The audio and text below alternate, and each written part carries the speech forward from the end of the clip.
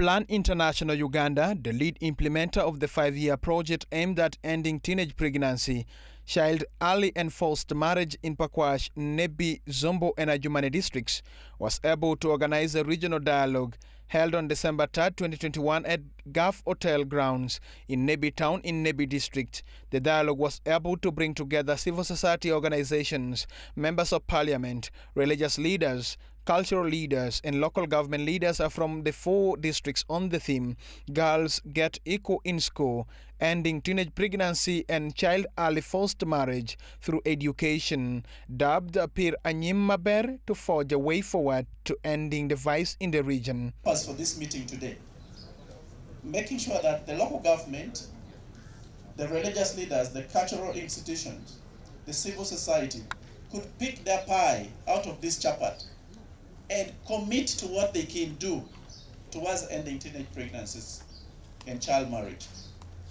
I know, yes, plan could support in a number of ways, but first, in Lango and other places, we say the honor of the dead person holds the smelliest part.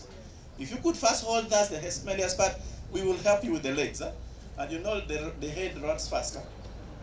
The different stakeholders from the 4 districts adopted the declaration as an affirmation of their strong commitment to fighting teenage pregnancy, child early and forced marriages in the West Nile region with the leadership and guidance of the Minister of State for Northern Uganda, Honorable Kyushin Grace Freedom. I wish some of them were invited here who are very good. They will confess and we'll see how they'll break.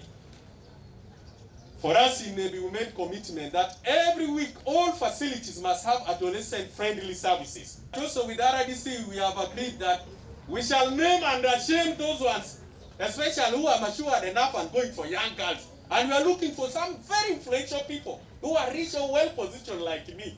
If we see with the young girls, we shall shame them.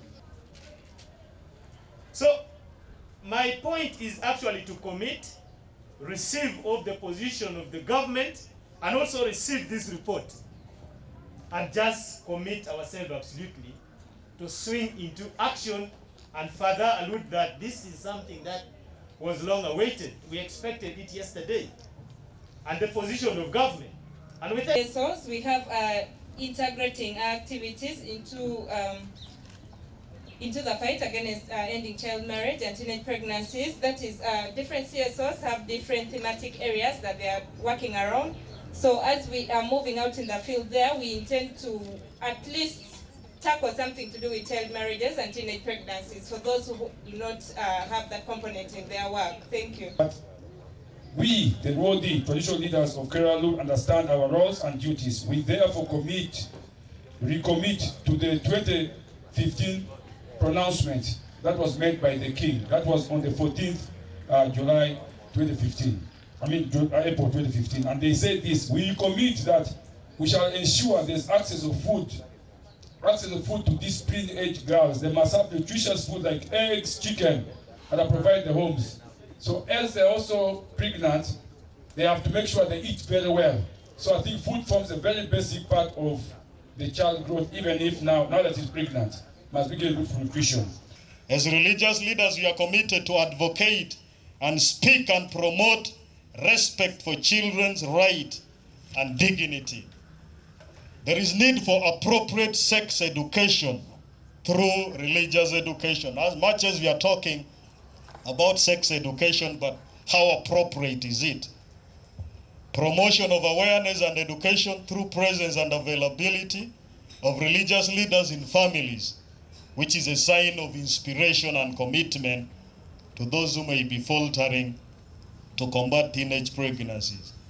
We are committed to skill the girl child and those who could have been affected by getting pregnant, who could have dropped out of schools. We have different vocational schools like in Goli.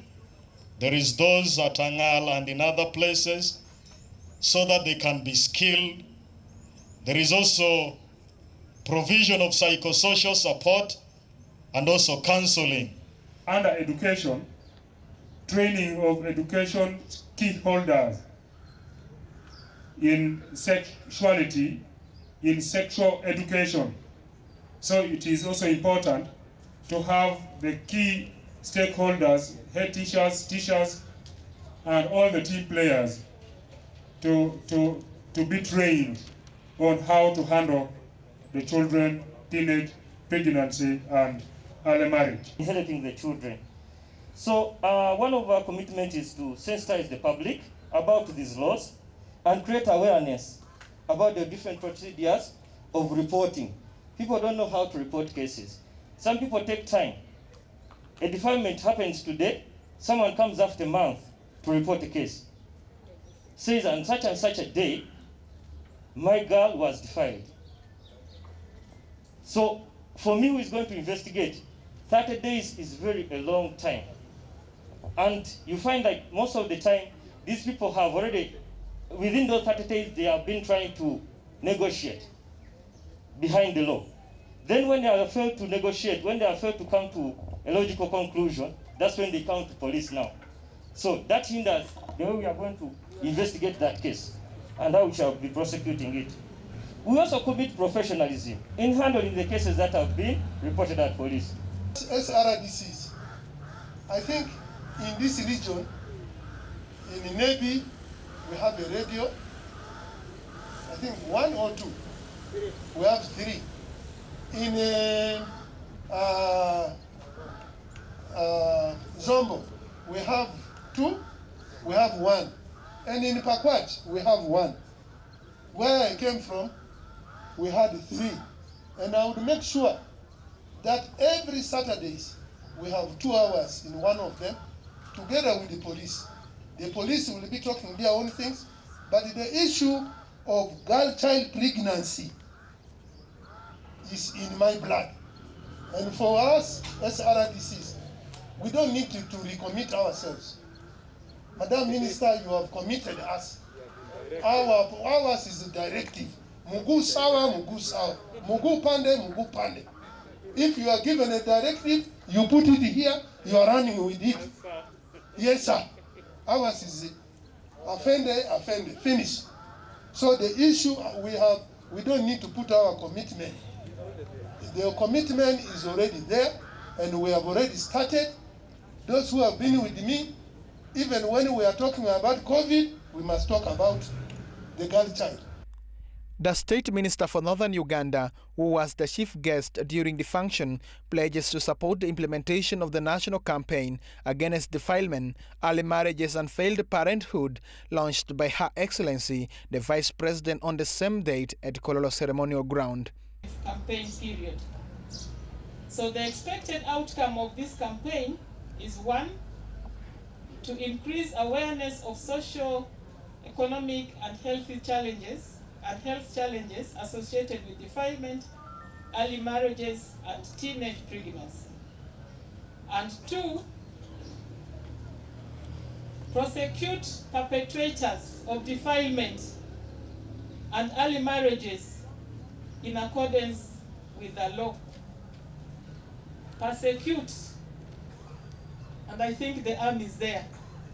Once it is reported to the police, please let the process flow until the rightful conclusion. Don't decide this is a capital offense. Don't decide anywhere on the way. Let the process flow until its conclusion. And so this document, this statement was presented to Parliament on Wednesday and discussed. And like I said, the process is on and there is no turning back. We should know, we should understand the gravity of this matter, and we should not take it lightly. We should never take it lightly. I can't see any of you here asking for God for defilement of your daughters. I can't see any of you chasing your daughters away from your homes, because in some cases it has already been done. The girl child has been sent away. I can't see the girl child miserable, seated on the streets, because the parents have chased them away, so they have no alternative. According to the study conducted by United Nations Population Fund, 2021 found that over 300,000 teenage pregnancies were registered in 2020, while over 200,000 teenage pregnancies were registered in January to September 2021. In West Nile region, Arua is on the lead with 4,705, followed by Yumbe district with 3,973. For West Nile TV, I am Dennis Oringi reporting.